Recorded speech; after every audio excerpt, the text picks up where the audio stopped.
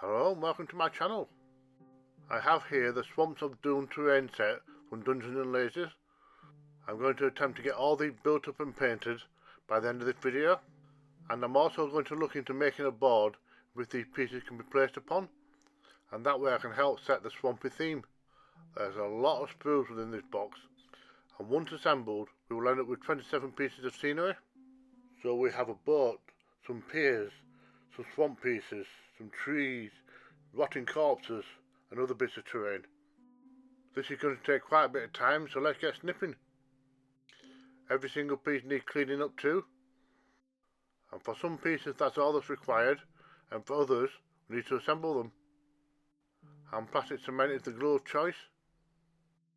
The seam lines in these trees are pretty obvious, but I'm hoping once they're painted they should disappear, as these trees are old and gnarly. This is how the tree looks when completed.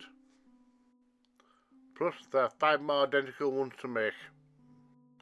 I'm going to get these done off camera so I can skip ahead to the next items. So we have 3 remaining sprues. These are the dot boards, the miscellaneous items and the boat. And this is what they look like once they've all been assembled.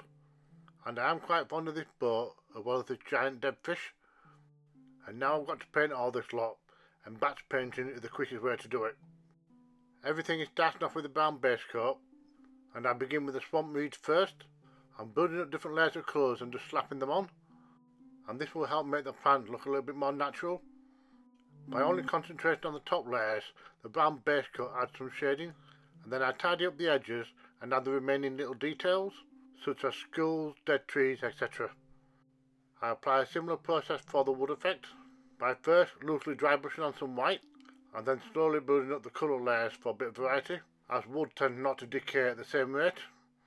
So I've added on a mixture of dark and light browns, and for the areas which are permanently submerged in water I added a green wash. There are also a ton of nail heads that need painting, as well as bits of fabric and rotten fish on the boards. For the boat we also need to paint the sails and the rope, and I also dry brush a little bit of gold on the figurehead.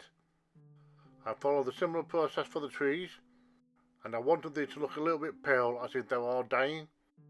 When it came to the fish, I used a combination of metallics and colour shift paint, and this gave it a nice shimmer.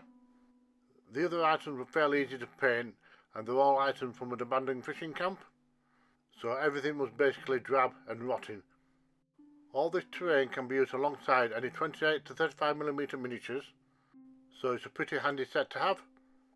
I've got an idea for an interesting setup which I'm going to try out.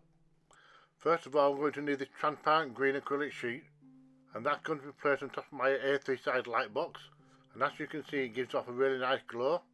And now it's time to set up a scenario. With all the items in this kit you could easily fit an A2 board, of which I don't have, so I'm going to cram it all into this one. So I'm trying to lay everything out so it looks like a dense swamp environment, and then I'm going to turn on the light box and bring on the smoke.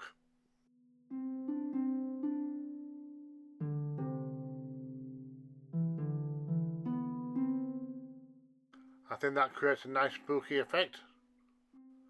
And throughout the gallery you'll see examples of this under normal lighting, low lighting and experimental lighting. And all these options should help set the tone for whichever game you're playing.